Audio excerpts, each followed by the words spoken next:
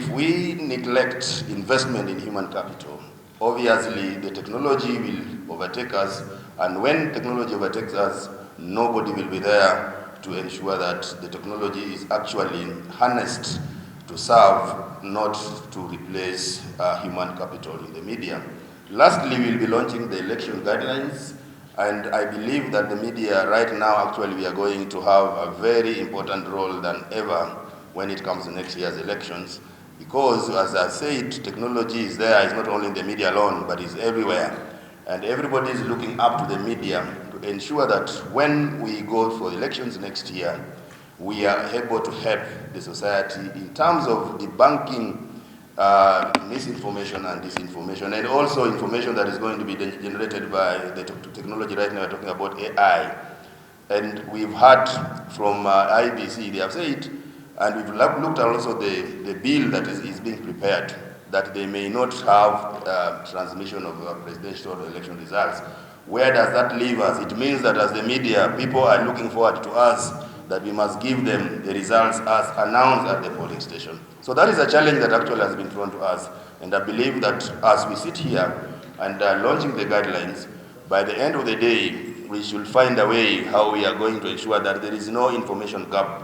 If there are information gaps, information darkness will breed and bring room for speculations and propaganda, and also the AI will get in to generate results, and you know what it means. If there is nowhere, people will be able to verify that this is actually the authentic result from the polling stations. So it's a big challenge to us in next year's elections, that we must rise to the occasion and ensure that there will be no information gaps as elections will be going on. So, ladies and gentlemen, once again, I congratulate the Media Council Board and the Secretariat for developing these two very important instruments to guide the operations ahead of next year's elections. Thank you so much. Eriko Dwar, ED, Amwik, Quinta, Mbori, the leadership of the media sector present, colleagues, ladies and gentlemen, good morning. Mko salama? Haki mnakaa mmeboeka, and it's such a beautiful day. Are you well? Yes. Asante sana, nafurahi sana. So first of all, allow me to begin by appreciating the Cabinet Secretary, Bwana William Kabogo, for your continued support to the media sector. CS, we value your partnership. You're always present for us. You're always available. We really, really appreciate. We don't take that for granted. Let me also congratulate the Media Council for the launch of the strategic plan 2026 to 2030. This is a great milestone. Pongezi sana, CEO and your team, the board and the entire secretariat. Pongezi sana. This strategic plan is much more than a document. It is a statement of intent, a compass that tells us where we want to go, and most importantly, how we intend to get there. And as we begin the countdown to the 2027 general elections, perhaps the analogy of a journey is particularly fitting. If 2027 is the destination, then we must ask ourselves, are we adequately prepared for the journey? Do you feel like you're ready for the elections? Silence means that we feel like we are not ready. What will get us ready for the elections? We have traveled this road before, but the terrain has changed. That is precisely why the election reporting guidelines used in the 2022 elections have been reviewed, to speak to today's realities and prepare our media for the challenges ahead. Technology will be much more integrated into the upcoming elections. Artificial intelligence is transforming how information is created, manipulated, and consumed. Meona memes za soda. We are yet to see more. Misinformation and disinformation can travel across the country before a newsroom has even had an opportunity to establish the facts. Technology may change the tools of election reporting, but it must never change the fundamentals of journalism. Verify before you amplify. Be fair. Provide context and put the public interest first. And ultimately, this is all about trust. In an environment where almost everyone and anyone can create convincing text, images, audio, or video, the greatest currency our newsrooms will have is whether the public can trust what carries our name. This responsibility does not rest with the reporters alone. Editors in the room, you are the gatekeepers. We determine what gets published, how our stories are framed, the headlines audiences see, and whether unverified information is amplified or stopped before it causes harm. There is another reality that demands our attention. According to, Victor mentioned this earlier, the latest report from MCK, more than 75% of journalists will be covering elections for the first time. That statistic is not merely a number, it's a call to action. If 3 out of 4 journalists covering this election will be doing so for the first time, training cannot be an event we organize closer to the elections. It must be a sustained investment beginning now. We must equip journalists to understand electoral processes, ethical and conflict-sensitive reporting, verification and fact-checking, emerging technologies, and importantly, their own safety and security. Because the threats journalists face are no longer only on the streets, a journalist can leave an assignment physically unharmed and still come under sustained attack online.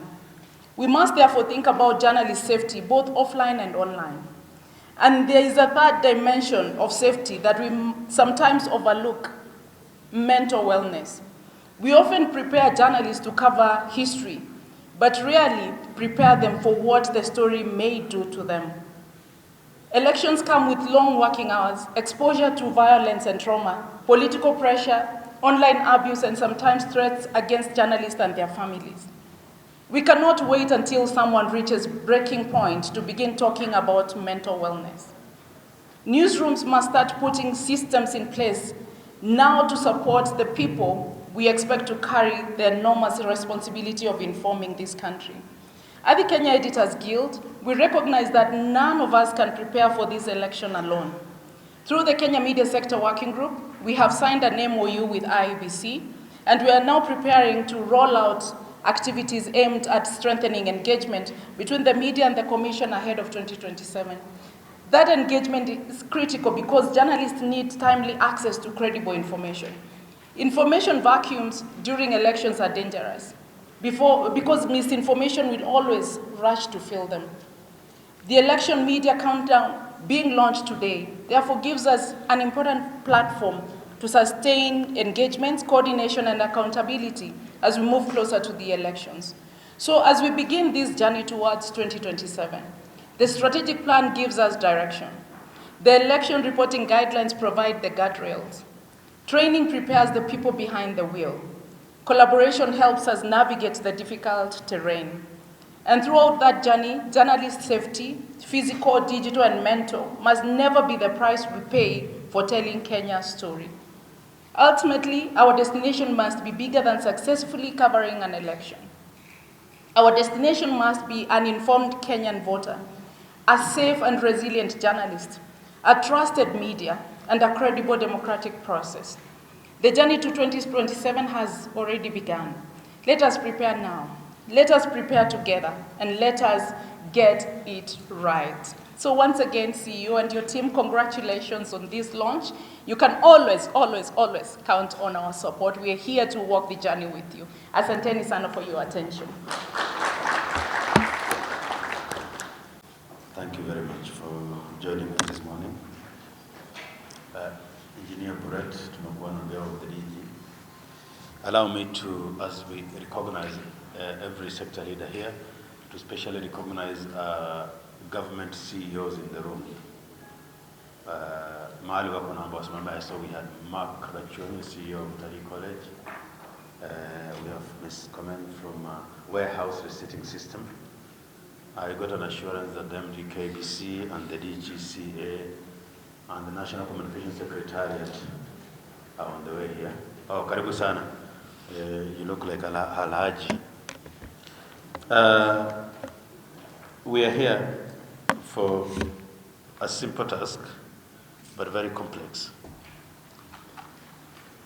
We are launching the strategic plan and then the election guidelines to ensure that politicians don't hijack our vehicle and to frame the conversation. Our strategic plan is our roadmap for the next 4 years, but the election guidelines are the seatbelt to survive the election.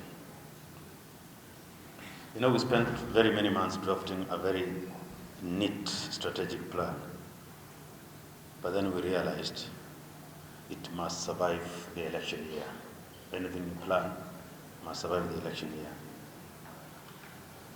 And the plan is about growth and movement,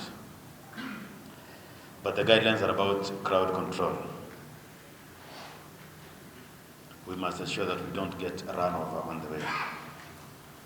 Editors in the room, karibuni sana.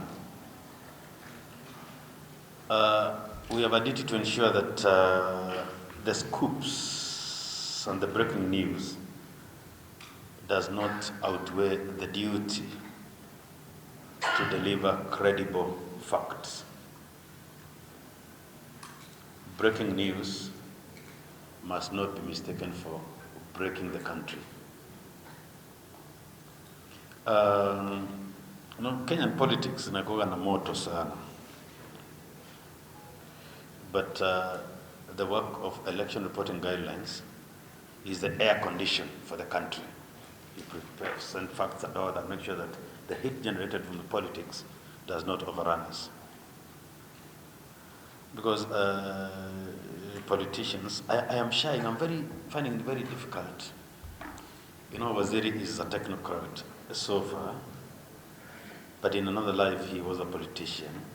So I can't refer to him as politician, Waziri, but anaikoga campaign. So sijui niseme nini, tutakaa tu hapa namna hiyo.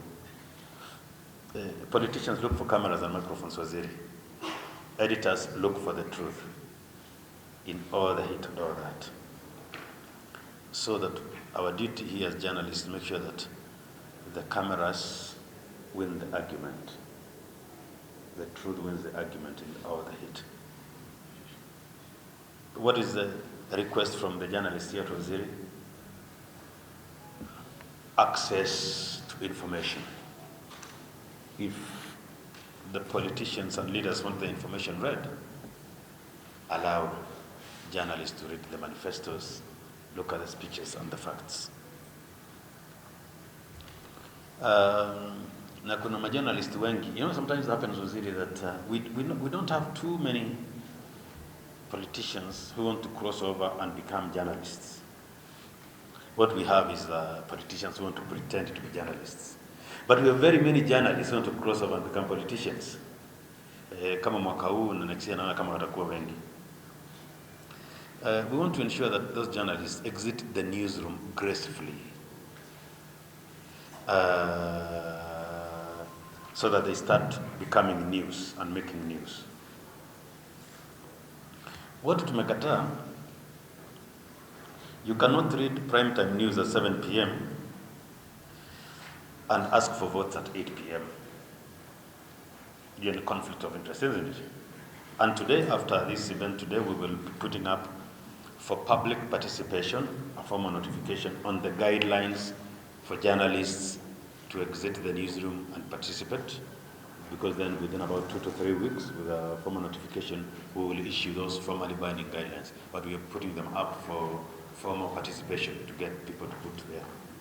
We understand really that huwezi soma news na uende campaign. At some point in the process of reading news, you'll be campaigning. Na kutakuwa confusion, isn't it? We need to clean the space, and we will be doing those guidelines for public participation. So while we protect the media's right to run for office, but we must also protect the public right to access unbiased news, isn't it? Usiinsert campaign manifesto yako hapo ndani, usifanye unafanya investigative piece, kumbe the whole idea you want to castigate your opponents, isn't it? We want to make sure that runs. Now, the strategy, tuko na shida kidogo kidogo, you know, AI and the chatbots zimekuja, isn't it? We want to make sure that we have verification methods to make sure that we don't argue with certain chatbots that are non-existent.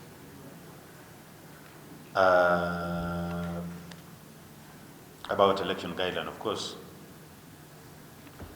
we need to do verification before going viral. And broadly, our guidelines, which we will commit to in signing there, na nimeona number 1 kucommit ni waziri. Si kukwambia waziri kuna mahali tutasign, ni vile kunaendanga. Kusema kwamba tuna commit kwamba tutachungana kwa hii space. That we filter the noise and publish the facts, isn't it? Kenyan yet. There is no Kenyan for government and politicians and Kenya for the media. Hapa ni nchi yetu zote, isn't it? I want to mention 2 things. Umenipatia kitu ifanye na kama ifanye na time na hili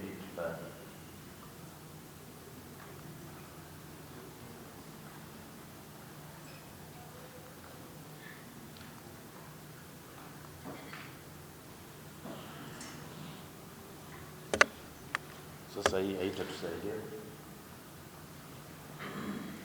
But 4 goals, no help.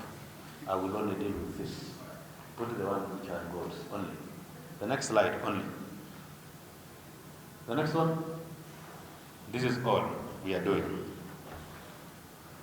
We want to make sure that the Media Council has the institutional capacity to protect the media and guide the media.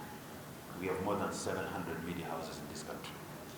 We had 33 15 years ago. We have 700. We must be awake. We want to protect freedom of journalists, but we also want to improve professional standards. Ukijiita journalist, you must be separate from a rumor monger and a WhatsApp group administrator, isn't it? We want that difference clearly. And then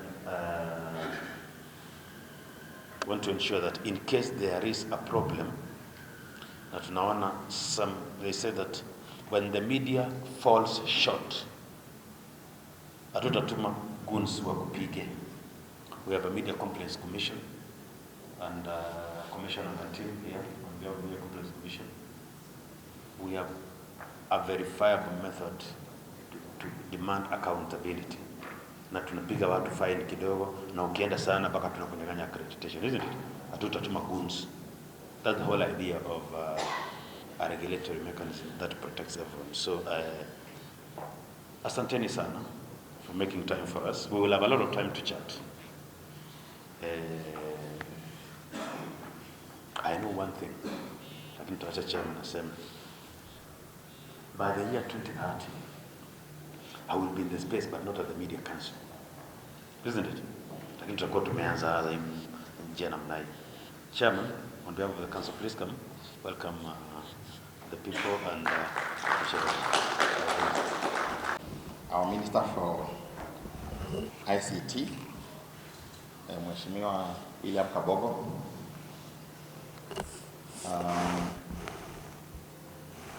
distinguished guests, media stakeholders, CEOs invited and who won at this event. All protocols observed, but I can introduce the board members who are present. Media Council of Kenya board members, fellow board members. Team Wanyoni, you can just do the hand. Enoch Munari, Susan Karago, Reese Paoli, Dr. Abduba Indo. We have 3 more who are not yet here, Tabila Mutemi, Temesi Mukani, and Alvin Koske. And we have a member of the Complaints Commission, Mr. Ole Manik, and 4 members here. Asanteni sana.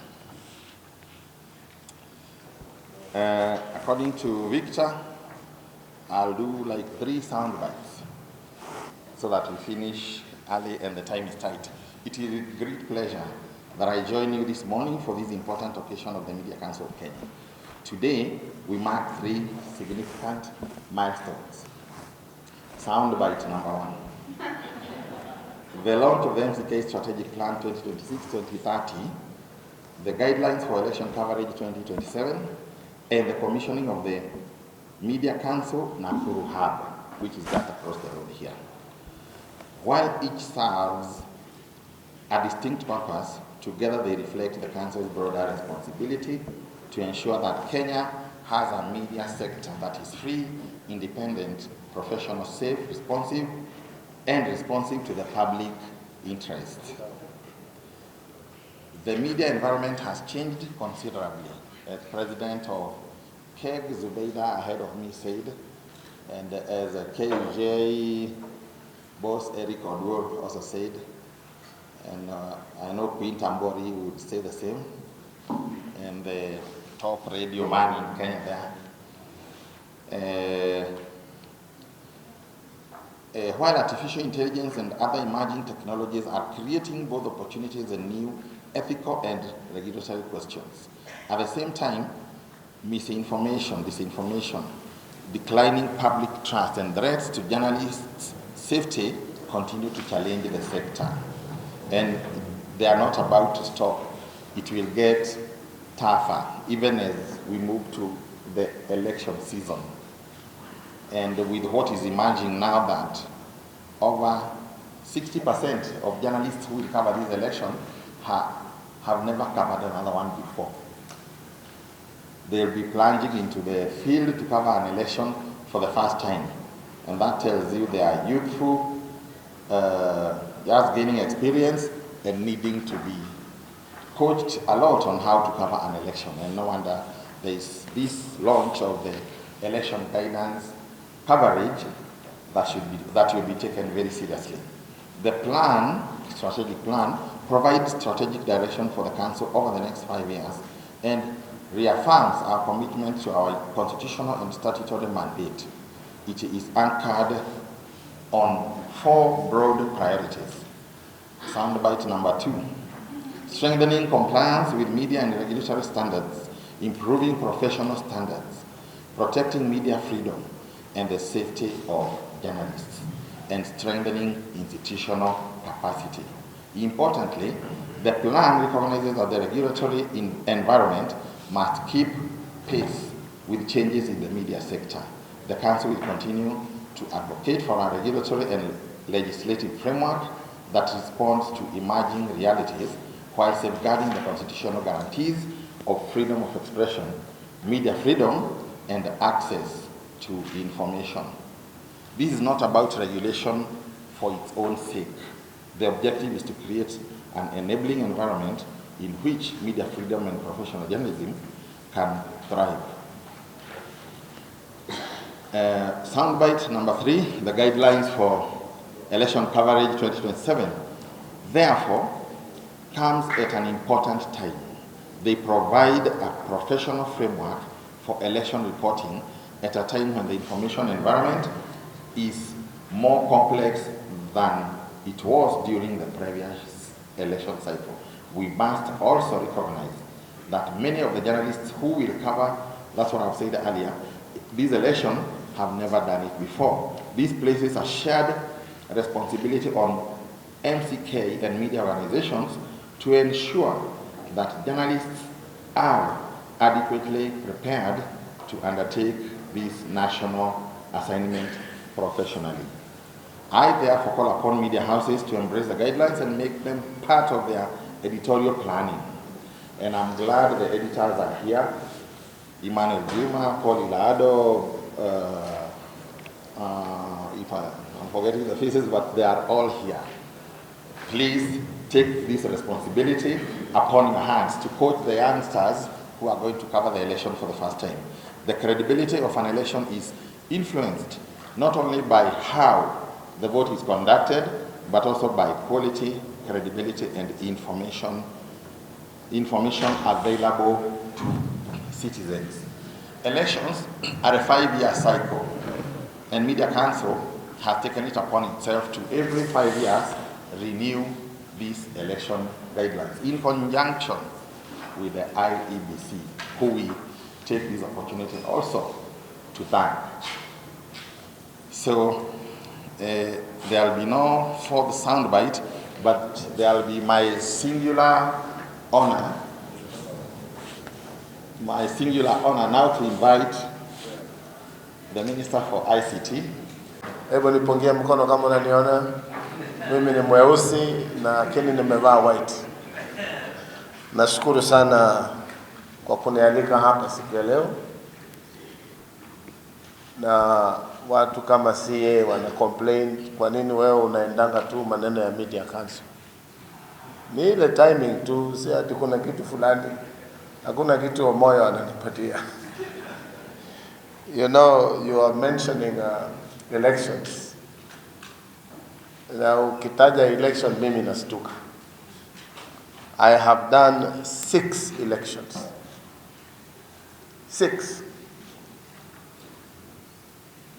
Na nimesikiza Eric akisema ati you're worried about where journalism is going.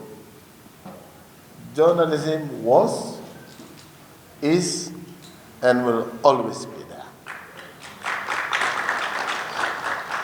It is how that keeps changing. Nimesikia mnasema sijui elections are going to happen and there should be responsible journalism. Na mimi nashangaa, I'm asking Omoyo, hii school journalists wanaendaka ni school gani? Because when I'm vying, they always come and start with a negative. Ati wewe ulisema aje kule?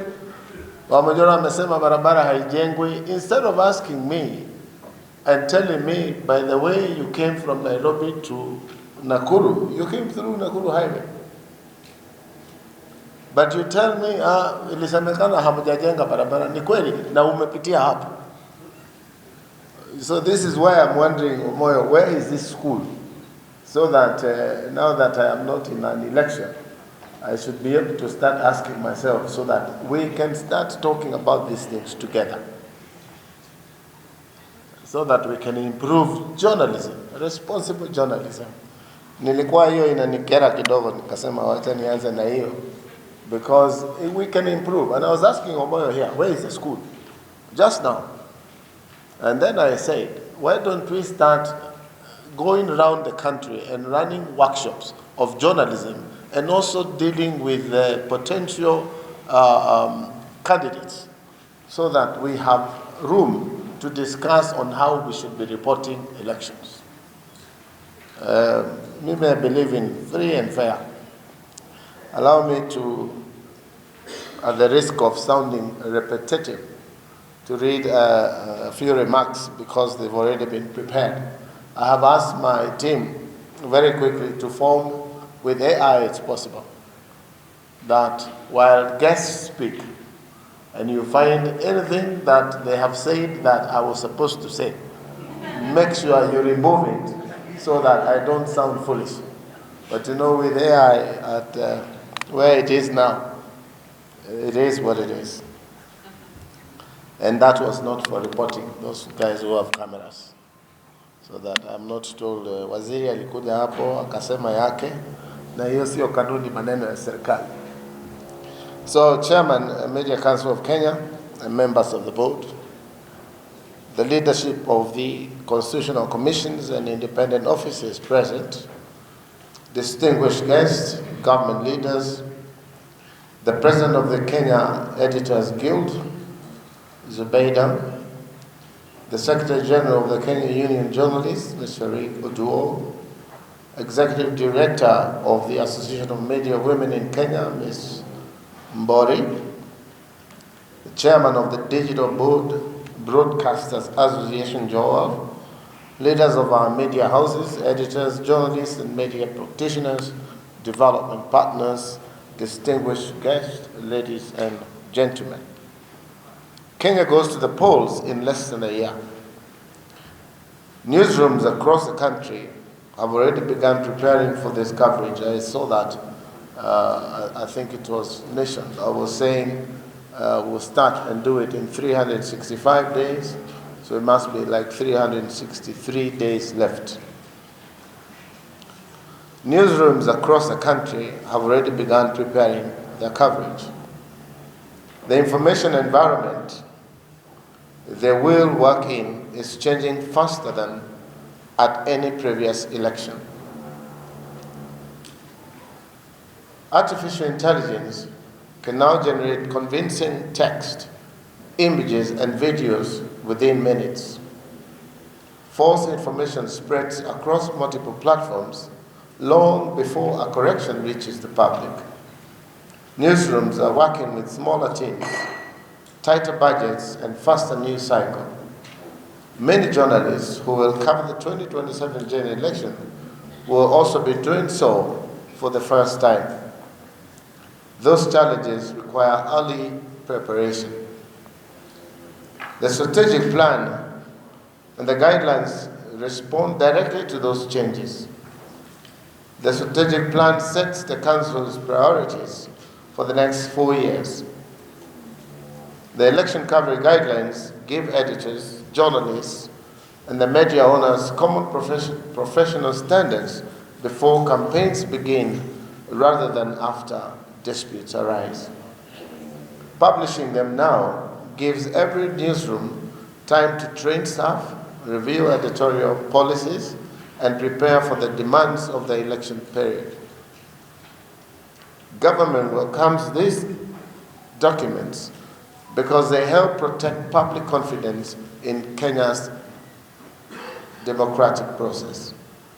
Launching them in Nakuru also reflects where journalism is practiced. Most election reporting happens outside Nairobi. Journalists working in counties need the same access to accreditation, professional training, and technical support as those working in the national newsrooms.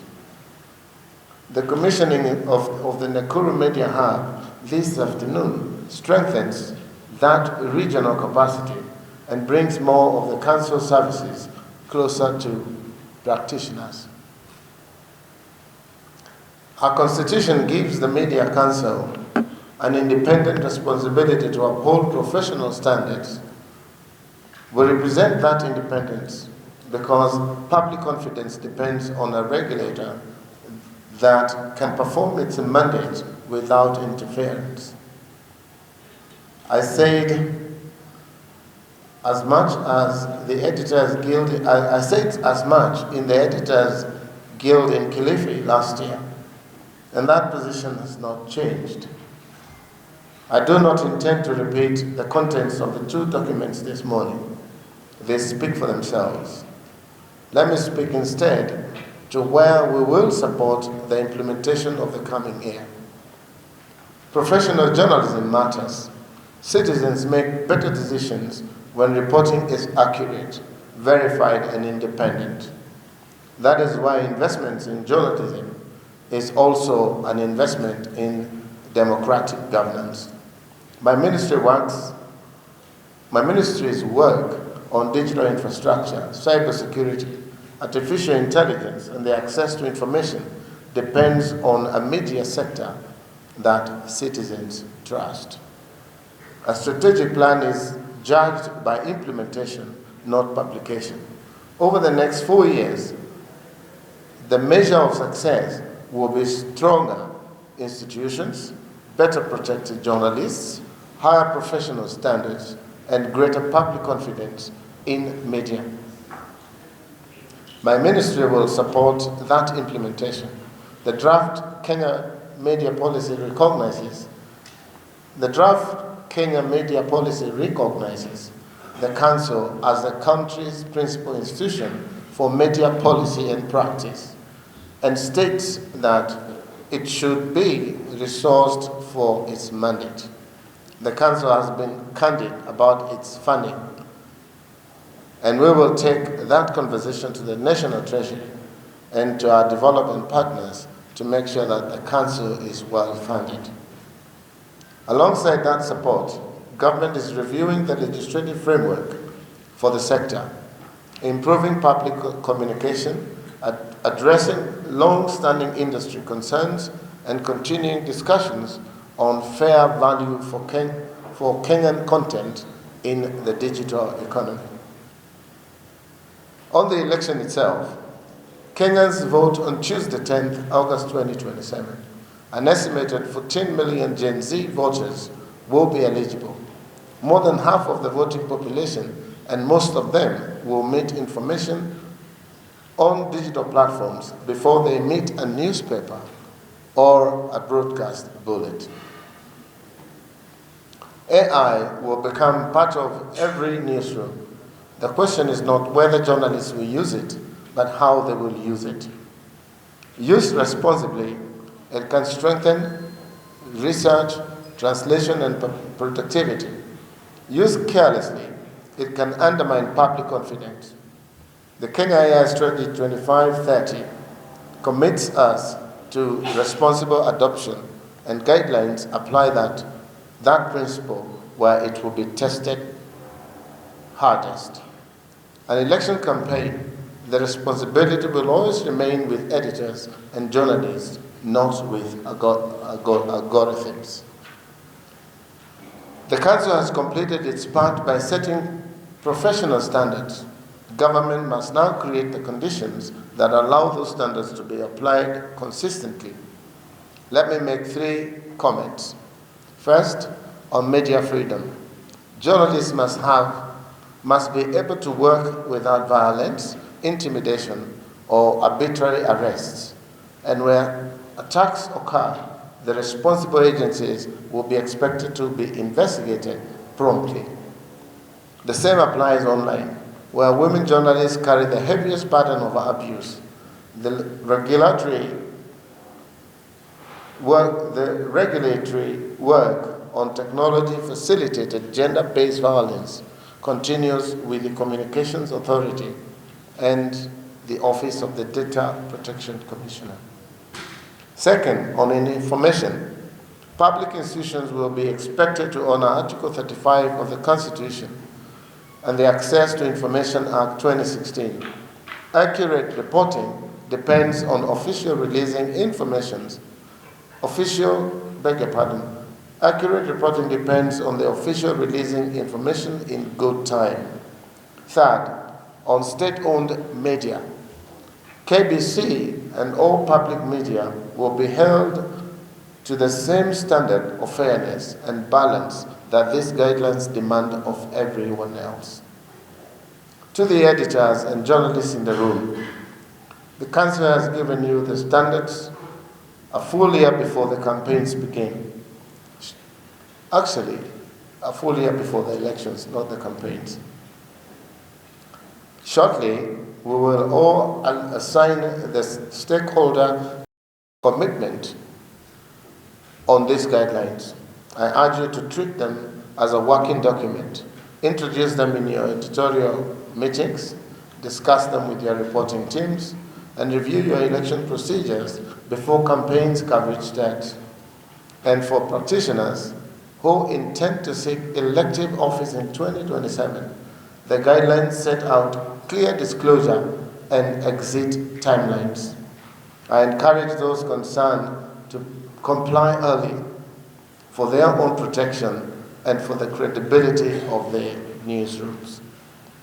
Every election leaves behind lessons.